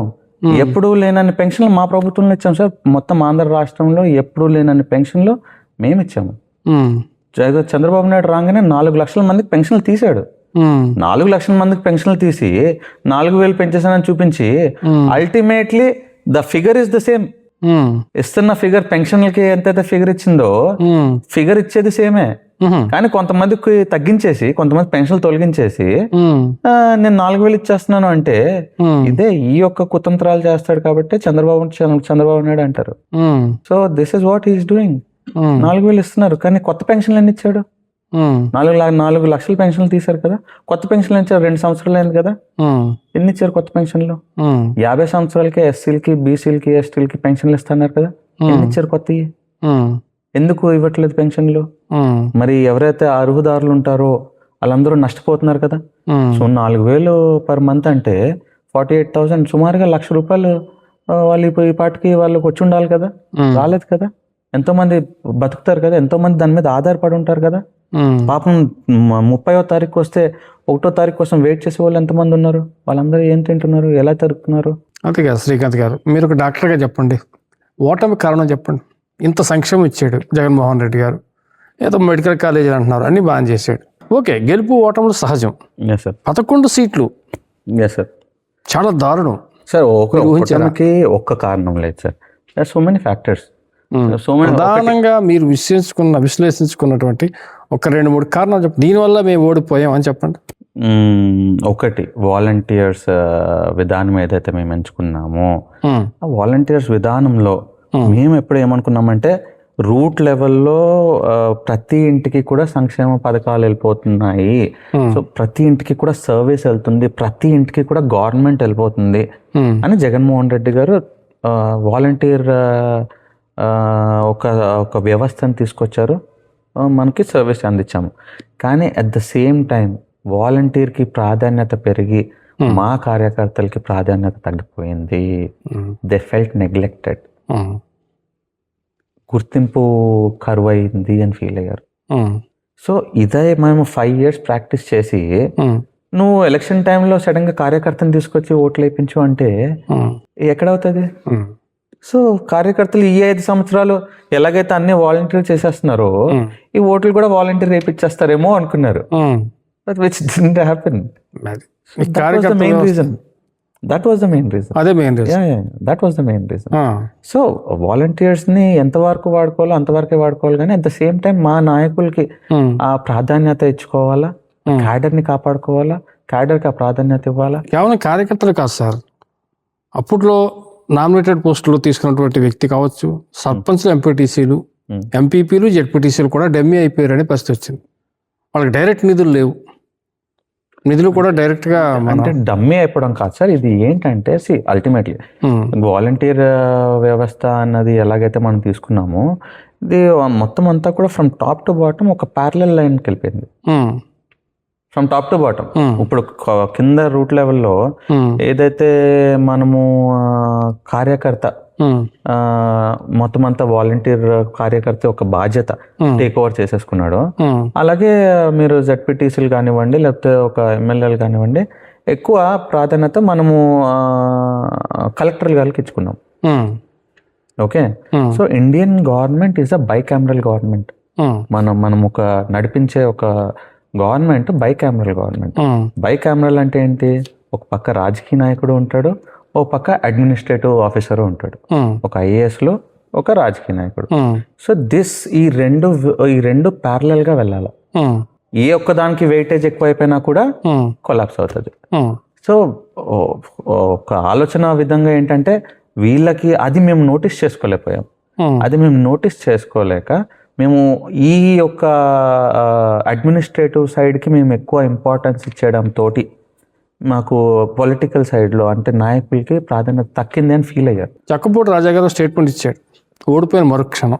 సార్, ఓటమికి కారణం జగన్మోహన్ రెడ్డి గారే. తిరుపతి గారు కూడా అదే మాట నా ఇంటర్వ్యూలో స్వయంగా చెప్పాడు అతను. కారణం ఎందుకంటే ఐఏఎస్ ఆఫీసర్లు మరి అక్కడ కొంతమంది ధనుంజయ రెడ్డి లాంటి వాళ్ళు మాకు డైరెక్ట్ జగన్ గారితో యాక్సెస్ ఇవ్వకుండా వాళ్ళే మాట్లాడేసి వాళ్ళే పంపించేయటం, సార్ బిజీగా ఉన్నారంటాం. దీనివల్ల గ్రౌండ్ లెవెల్లో ఏం జరుగుతుందో మేము మా అధినాయకుడికి చెప్పే అవకాశం లేకుండా పోయింది, అందుకే పోయింది గవర్నమెంట్ అన్నాడు. ఓకే, దాన్ని మీరు ఏకీభవిస్తారా? అంటే నాకు తెలియదు సార్. అప్పుడు నేను ఒకవేళ నేను ఆ టైంకి ఒకవేళ ఎమ్మెల్యే అయి ఉండుంటే వాళ్ళు చెప్పింది నిజమా కాదు. నాన్నగారు ఏమైనా ఫేస్ చేశారా ఆ ప్రాబ్లం? నాన్నగారి వరకు అయితే ఎప్పుడు రాలేదు సార్. నాన్నగారికి డైరెక్ట్ జగన్ గారు యాక్సెస్, బికాస్ ఆయన మంత్రిగా మంత్రిగా ఉన్నారు కాబట్టి ఆయనకి ఆ టైప్ ఆఫ్ ఎక్స్పీరియన్స్ అయ్యిందా లేదా అన్నది మరి నాన్నగారు చెప్పాలి. కానీ నా దృష్టికి వచ్చినంత వరకు I don't think it happened. I don't think so. So Raja అన్న చెప్పింది, త్రిమూర్తులు గారు చెప్పింది నిజం అయి ఉండొచ్చు, అది నాకు తెలీదు.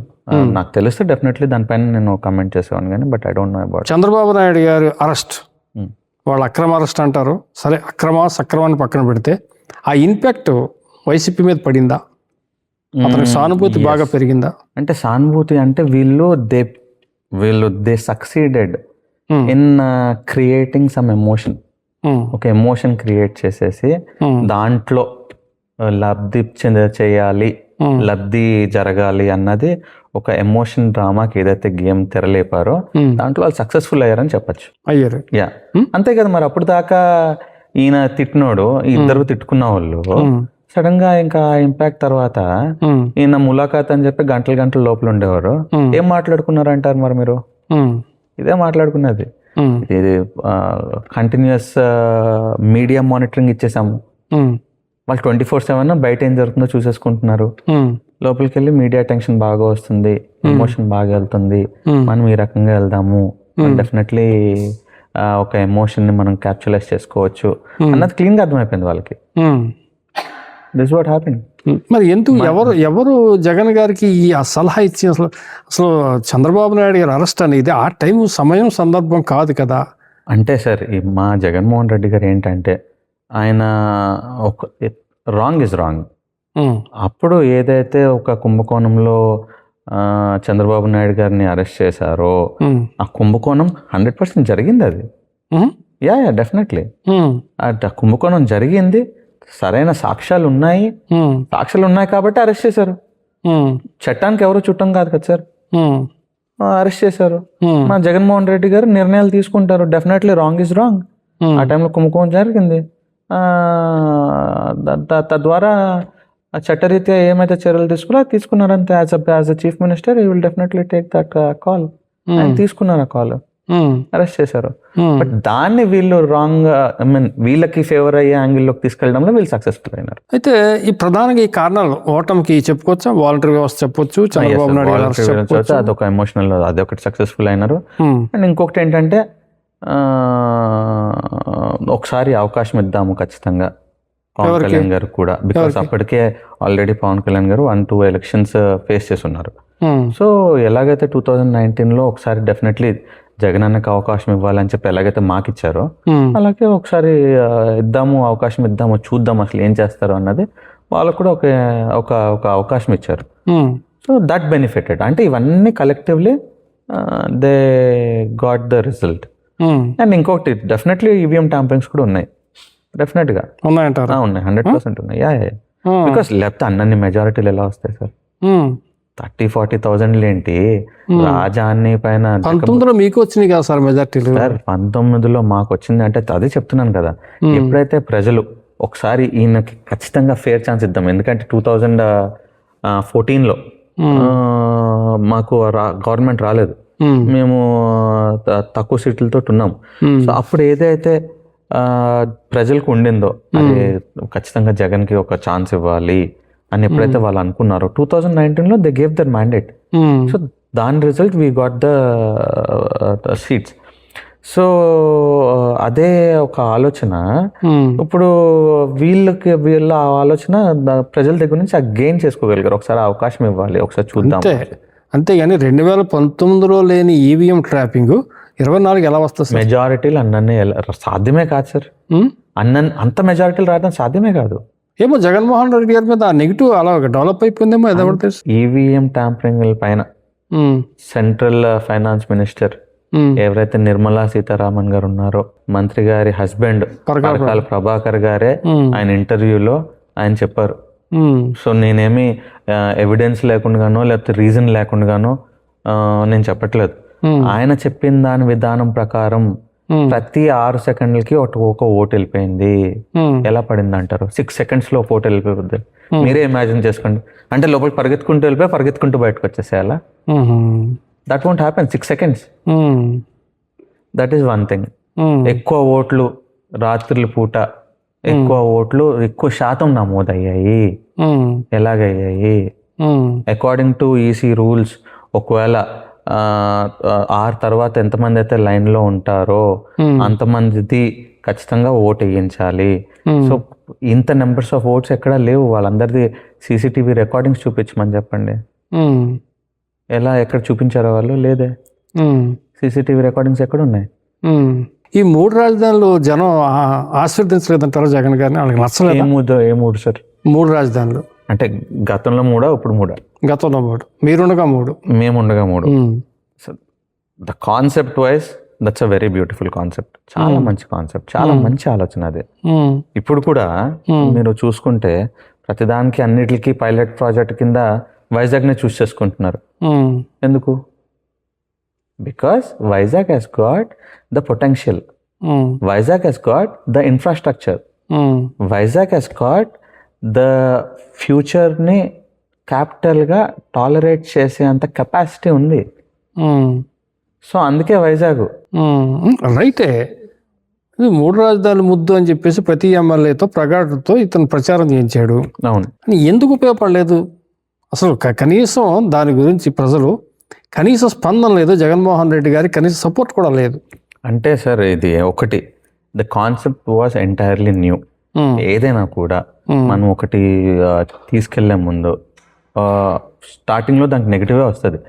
సో మేము ఎప్పుడూ కూడా మంచి ఆలోచన, పాలన వికేంద్రిస్తున్నాము, ఎగ్జిక్యూటివ్ క్యాపిటల్గా వైజాగ్ ఉంటుంది, లెజిస్లేటివ్ క్యాపిటల్గా విజయవాడ ఉంటుంది, మా జ్యుడిషియరీ క్యాపిటల్గా కర్నూలు ఉంటుంది. సో దట్ పాలన వికేంద్రిస్తున్నాము. ఓవరాల్గా మొత్తం ఆంధ్ర అంతా మొత్తం ఒక్క సెంట్రలైజ్డ్ డెవలప్మెంట్ కాకుండా డీసెంట్రలైజ్డ్గా మొత్తం అన్ని ప్రాంతాలకి న్యాయం జరుగుతుంది.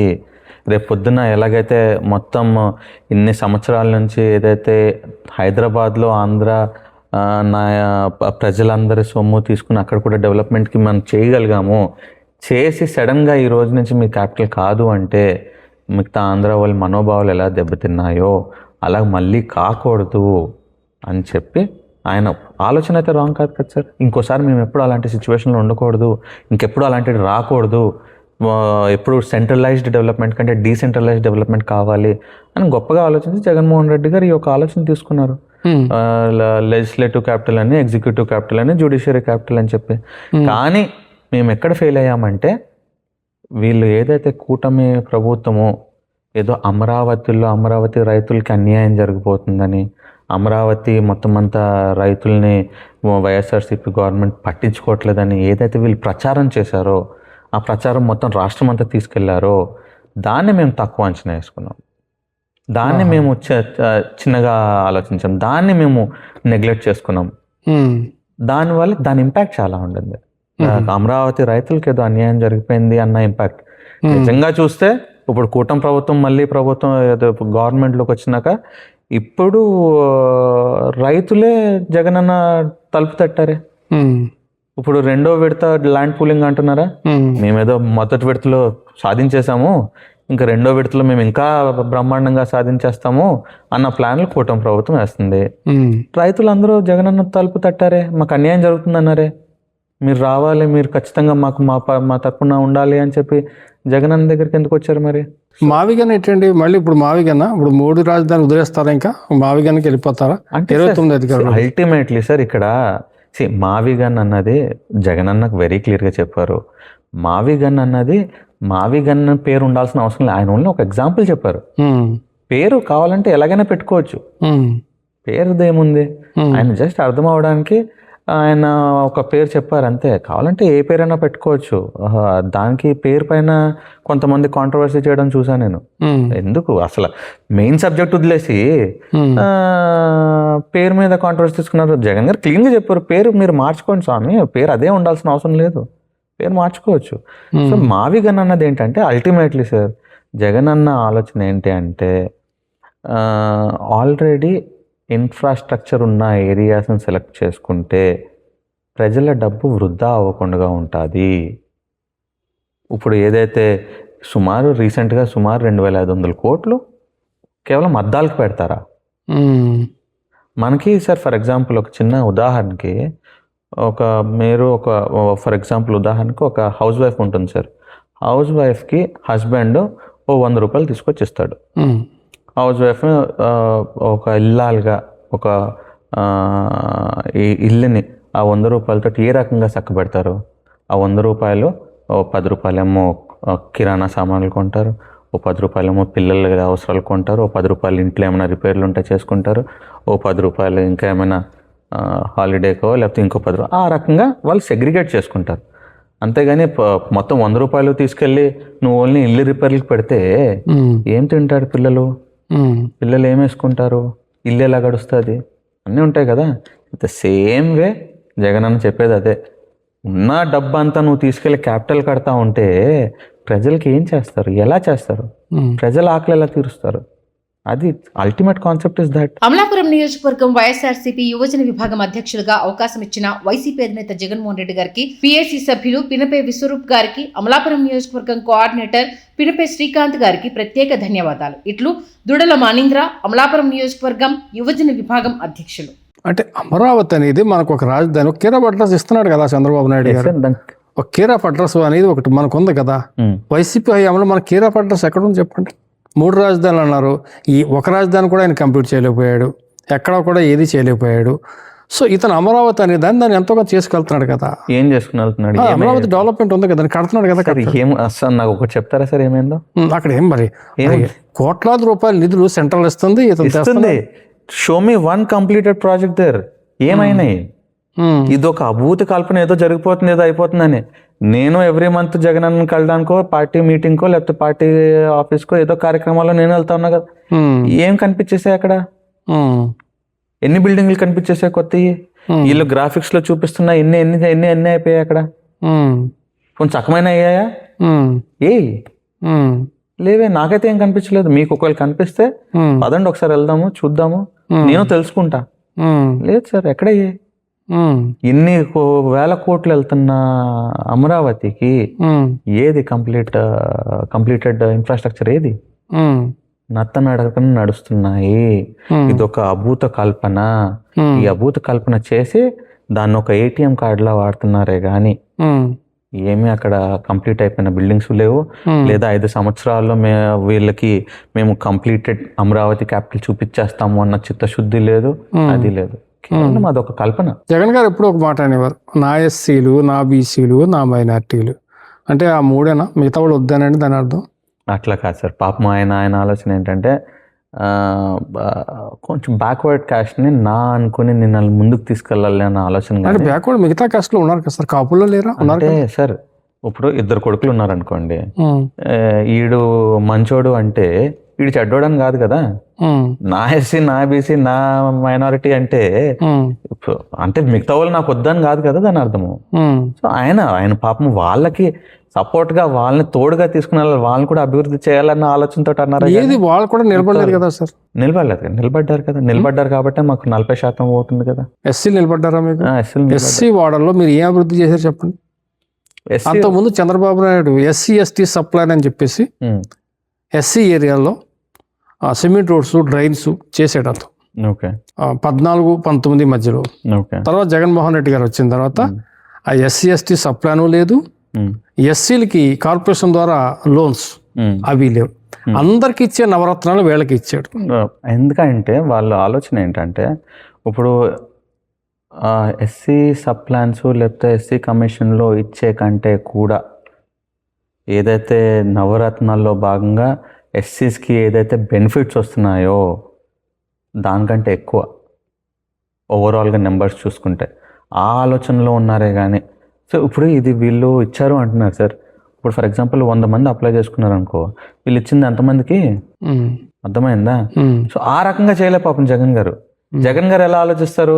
ఈ రకంగా అయితే మొత్తం అందరికీ 100% వెళ్తుంది, ఈ రకంగా అయితే ఎక్కువ బెనిఫిట్ వెళ్తుంది అని ఈ రకంగా ఆలోచించారు. కానీ ఆ రకంగా 100 మంది అప్లై చేసుకుంటే ఇద్దరికి ఇచ్చేసి మేము అమలు చేసేసినట్టు అంటారా? ఎంతో మందికి ఇచ్చారు. జగన్ గారు అసలు స్కీమే లేదు కదండి. అదే చెప్తున్నా కదా సార్, ఈ నవరత్నాల్లో భాగంగా ఏదైతే ఎస్సీస్కి లబ్ధి చేకూరుతుందో. మీకు విషయం చెప్పనా శ్రీకాంత్ గారు, ఎస్సీలు అంటే కాంగ్రెస్ పార్టీ పట్టు కొమ్మలు, మీకు తెలుసు అది, నాన్నగారు బాధ. అవును, అదే పట్టు కొమ్మలు వైఎస్ఆర్సీపీకి వచ్చారు తర్వాత. ఓకే, అవును. జగన్మోహన్ రెడ్డి గారు ప్రతి ఒక్కళ్ళ ఇంట్లో కూడా అంబేద్కర్ బొమ్మ తర్వాత జగన్మోహన్ రెడ్డి గారు, రాజశేఖర రెడ్డి గారు బొమ్మ ఉంటారు. మీకు తెలుసు ఆ విషయం. Absolutely right. ఎస్సీలో బాగా కష్టపడు. అటువంటి ఆ నమ్మినటువంటి ఎస్సీలకి స్పెషల్గా ఏం చేయగలిగారు జగన్మోహన్ రెడ్డి గారు? అందరికి ఇచ్చేదే, ముస్లిమ్స్కి ఇచ్చేదే వాళ్ళకి ఇచ్చాడు నవరత్నాలు, కాపులకి ఇచ్చేదే వాళ్ళకి ఇచ్చాడు, రెడ్లకి ఇచ్చేదే వాళ్ళకి ఇచ్చాడు. వాళ్ళకి స్పెషల్గా ఏం చేయగలిగాడు? వాళ్ళు ఈరోజు కోపంగా ఉన్నారు. వాళ్ళు రేపు పొద్దున్న 29లో మీకు చేస్తారని నమ్మకం మీకు ఎలా ఉంది అప్పుడు? సార్ ఇప్పుడు ఎస్సీస్కి స్పెషల్గా ఏం చేయలేదు అంటున్నారు. ఒక ఎస్సీ ఎప్పుడైనా ఒక డిప్యూటీ చీఫ్ మినిస్టర్ అయ్యారా సార్? డిప్యూటీ చీఫ్ మినిస్టర్ చేసి ఎస్సీస్ యొక్క హోదాని పెంచారు కదా సార్. ఏంటి దానివల్ల లాభం?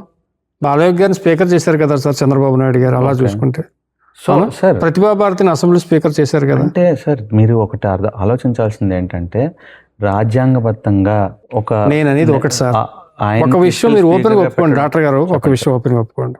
ఎస్సీల్లో కడుపు కాలినటువంటి ఎస్సీలు చాలా మంది ఉన్నారు.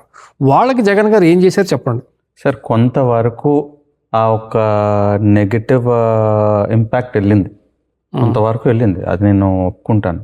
But not 100% true. ఎందుకంటే వాళ్ళకి ఏ రకంగా నవరత్నాల్లో వాళ్ళకి భాగంగా వాళ్ళకి ఏదైతే లబ్ధి చేకూరుతుందో ఒకళ్ళ నెంబర్ వైజ్ చూసుకుంటే అది దీనికంటే ఎక్కువ. ఆ యాంగిల్లో ఉన్నామే కానీ మీరు చెప్పినట్టు కొన్ని ఎస్సీ సప్లైన్ నిధులు రాకపోవడము, లేకపోతే కొంతవరకు ఏదైతే రావాల్సినది రాకపోవడం నిజమే కాదని నేను అనట్లేదు, because facts are facts. But definitely నేర్చుకుంటారు. ఎందుకంటే రాజశేఖర్ రెడ్డి అంత హ్యూమంగస్ పర్సన్ ఒక్క రోజులో అయిపోలేదు. ఆయనకి 30-40-50 years ఆఫ్ సునాయాస రాజకీయ జీవితంలో రాజశేఖర్ రెడ్డి అయ్యారు. సో దాంట్లో నేర్చుకుంటూ ఎదుక్కుంటూ వెళ్తారు సార్. జగన్ అన్న ఒక్కసారి ఫస్ట్ టైం చీఫ్ మినిస్టర్ అయ్యారు. So there are certain goods, there are certain bads. So మనం నేర్చుకుని మార్చుకుంటూ ముందుకు సాగితేనే మనం ఇంకా ఎదుగుతాం. ఆయన పాదయాత్రలోనే అన్ని నేర్చుకున్నానని చెప్పాడండి అతను. సార్ పాదయాత్ర నేను ఉన్నాను, నేను విన్నాను. డెఫినెట్గా. సో మీకు ఇంకో విషయం చెప్పనా, ఎస్సీలకి ఇది పక్కనెట్టండి, సప్లైను ఇవి పక్కనెట్టండి, మీరు గ్రౌండ్ లెవెల్లోకి వెళ్ళండి, మీకు బాగా అర్థమవుతుంది. మీకు తెలుసు నాన్నగారు బాధ అవుతుంది. ఇప్పుడు ఎక్కడైనా ఒక సిమెంట్ రోడ్ వేసినా, ఒక గ్రావెల్ రోడ్ వేసినా వర్క్ చేసే వాళ్ళు ఎవరండి? ఈ ఎస్సీ సోదరులే. వీళ్ళ మట్టి మోయటం, పాపం ఈ కూలీ నాడి వీళ్ళ చేస్తారు. వీళ్ళకి ప్రధాన లైవ్లీహుడ్ ఏంటి అంటే ఈ రోడ్లు వేయటం. ఇది మీ ప్రభుత్వంలో ఎక్కడ కూడా రోడ్స్ అనేవి లేవు. రోడ్స్ ఎప్పుడైతే లేదు వీళ్ళకి ఉపాధి లేదు. వీళ్ళకి వచ్చే నవరత్నాలు చాలించాలని డబ్బులతో బతకటం తప్పితే తెల్లారు లెగిసి పనికి వెళ్ళిపోయి పని చేసుకుని రోజుకు 1000 రూపాయలు తెచ్చుకుందాం అనే పరిస్థితి వీళ్ళకి లేకుండా పోయింది. ఇప్పుడు ఓన్లీ మీ వైసీపీ ప్రభుత్వంలో. సార్ రోడ్స్ లేవు అన్నది రాంగ్. ఎక్కడున్నా సార్ మీరు మొత్తం అంతా తెప్పించుకోండి సార్. మొత్తం ఎన్ని వేల కిలోమీటర్లు రోడ్లు వేశారు అన్నది మా ప్రభుత్వంలో ఎన్ని వేశారు లేకపోతే ఎన్ని వేశారు అన్నది మనం తెప్పించుకుందాం కావాలంటే నెంబర్స్.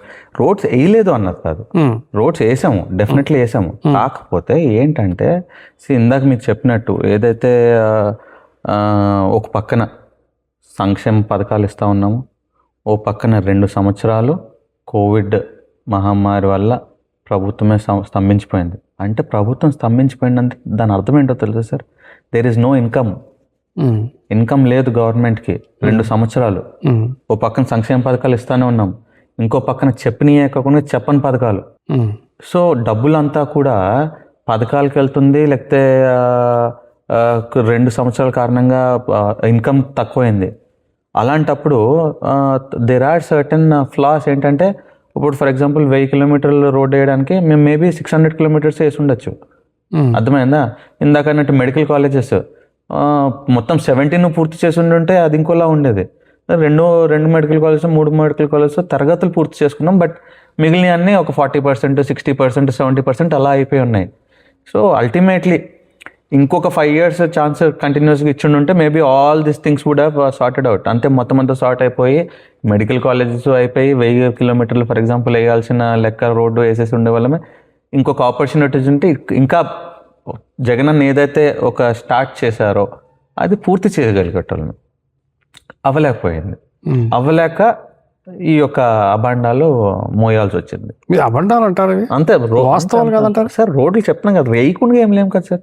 ఇప్పుడు నేను అంతెందుకు, ఇప్పుడు రాజమండ్రిలో ఫ్లైట్ దిగండి సార్. మీరు రాజమండ్రిలో ఫ్లైట్ దిగినప్పుడు అమలాపురంకి రావడానికి ముందు ఎంత టైం పట్టేది? 2.5 hours పట్టేది. ఎందుకు? మధ్యలో రోడ్లంతా బాగోక. నాకు తెలుసు అది. కానీ ఈరోజు మనం ఎంతసేపులో వచ్చేస్తున్నాము? 1.5 hourలో అమలాపురం ఇంట్లో ఉంటాం. ఎందుకు? రోడ్లు బాగుండే. అది ఎప్పుడు వేసారు? మాటెన్యూట్లో వేసాము. మీరు రోడ్లు వేయలేదు అంటున్నారు కదా, వేసిన మాటెన్యూ. చెప్పి ఇంటర్నల్ రోడ్స్ రైతుకు అదే సార్, అదే నేను చెప్తున్నా. మొత్తం 100% వేయకపోయి ఉండొచ్చు, కానీ రోడ్లు వేసారు. ఒక 60% వేసినామో 70% వేసినామో because of lack of funds. Because మేము వేరే ఇట్లు కూడా సమకూర్చుకోవాలి కాబట్టి, సంక్షేమ పథకాలు మేము ఇచ్చాం కాబట్టి. ఏ గవర్నమెంట్ లోని లేనంత సంక్షేమ పథకాలు మా జగనన్న ఇచ్చాడు. 2.5 లక్షల కోట్లు డైరెక్ట్ అక్క చెల్లమ్మల ఖాతాల్లోకి, లబ్ధిదారుడి ఖాతాల్లోకి వెళ్ళాయి. మరి అది మర్చిపోతే ఎలా? మరి ఒకవేళ సంక్షేమ పథకాలన్నీ మానేసి మేము ఇది చేసుకుంటూ ఉండుంటే, డబుల్ ఇంజిన్ కాదు సింగిల్ ఇంజిన్ మీకు బాగా పనిచేసింది. ఒప్పుకుంటారా లేదా? డబుల్ ఇంజిన్ వచ్చేదానికి ఇంకా కొంచెం సమయం ఉండి డబుల్ ఇంజిన్ వచ్చేది. ఇచ్చారు కదండి, 5 ఏళ్ళు ఇచ్చారు. ఇంకా సమయం ఏంటి సార్? మధ్యలో ఏం పడిపోలేదు కదా ప్రభుత్వం. 5 years ఇచ్చారు. అవునా? నా ఆలోచన అయితే అది. ఇంకొకసారి వచ్చి ఉంటే లేదా కంటిన్యూస్ ఉంటే we could have finished what we have started. కాపులు ఎలా ఉన్నారండి? బాగున్నారు సార్. ఇప్పుడు బాగున్నారు. డెఫినెట్లీ బాగున్నారు. ఎలా బాగున్నారు? ఏంటి మీ నమ్మకం ఏంటి చెప్పండి సార్. డెఫినెట్గా సార్ ఒక సెట్ ఆఫ్ కాపులు ఏమనుకున్నారంటే, కూటమి ప్రభుత్వం వచ్చేసాక మాకేదో మారిపోతుంది, మాకేదో వచ్చేస్తుంది, లేకపోతే ఇంకా బ్రహ్మాండంగా అయిపోతుంది అనుకున్నారు. అయ్యిందా? ఏమైనా వచ్చాయా? ఏమి రాలేదు. ఆఖరికి పదవుల దగ్గర కూడా ఏమి ఇవ్వలే. సంక్షేమ పథకాలు అయితే వదిలేసేయండి, మర్చిపోండి. సంక్షేమ పథకాలు కాపు నష్టం అవుతుంది మా జగన్ అన్న. ఇప్పుడు ఏం వస్తుంది కాపు నష్టం? ఫైనాన్షియల్ ఇబ్బందుల్లో ఉన్న వాళ్ళు ఉన్నారు కదా, కాపుల్లో కూడా పేదరికంలో ఉన్న వాళ్ళు ఉన్నారు కదా, వాళ్ళకి సపోర్ట్ అందుతుంది గవర్నమెంట్ నుంచి? ఏం అందట్లేదే. ఎక్కడ అందింది? వాళ్ళ కోరిక ఏంటి? బీసీలో చేర్చమని చెప్పేసి కోరారు. ఎప్పుడు? కాపులను బీసీలో చేర్చమని చెప్పేసి వైఎస్ఆర్సీపీ హయాంలో కోరారు.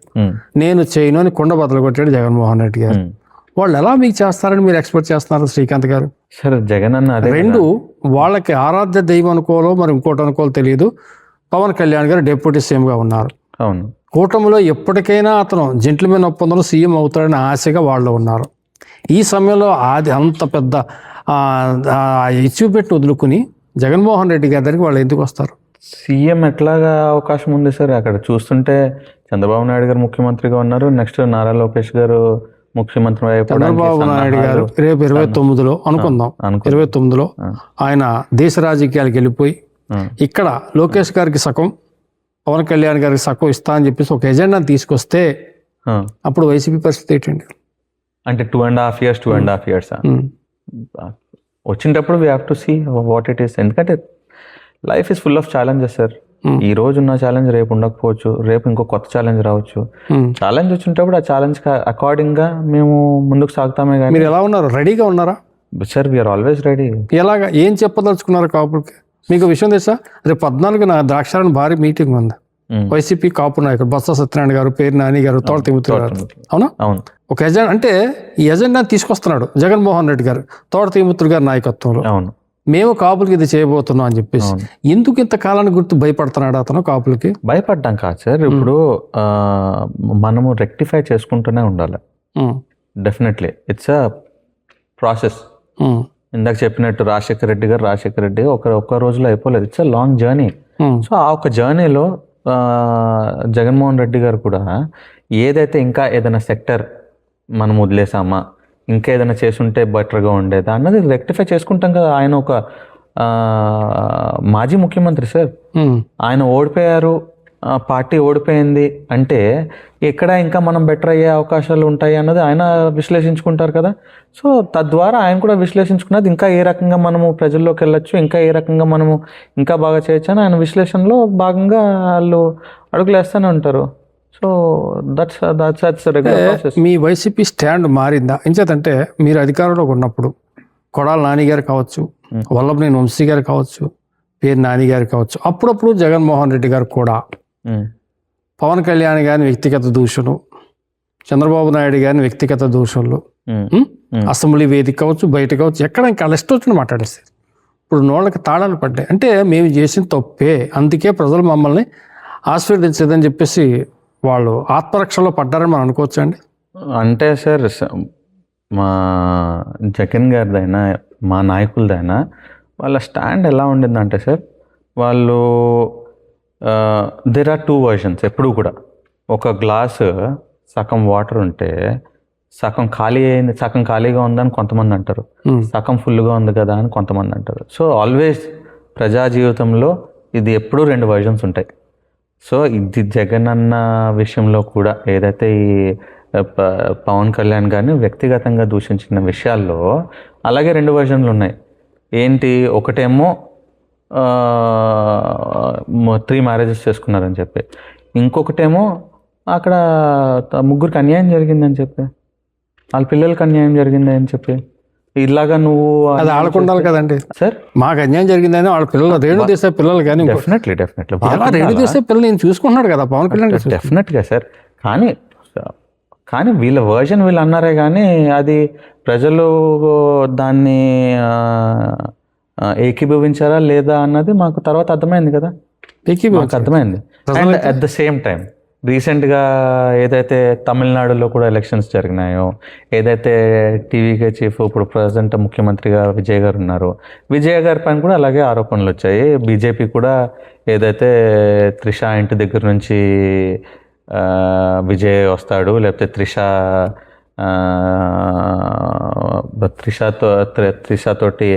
త్రిష ఇంట్లో ఉంటున్నాడని బీజేపీ కూడా కమెంట్ చేసింది. బట్ వేరే ఎవరు కూడా కమెంట్ చేయలేరు కదా అలాగా. హలో, తెలుగు రాజ్యం ఛానల్ చూస్తున్నారా? సామాజిక, రాజకీయ, జీవన చిత్రణే తెలుగు రాజ్యం. అతిశయోక్తులు, అసత్యాలు ఉండవు. రాజకీయ కోణం కాదు, ప్రజా కోణమే కొలబద్ద. తెలుగు రాజ్యం వీక్షణ మీ ఉత్తమ అభిరుచికి నిదర్శనం.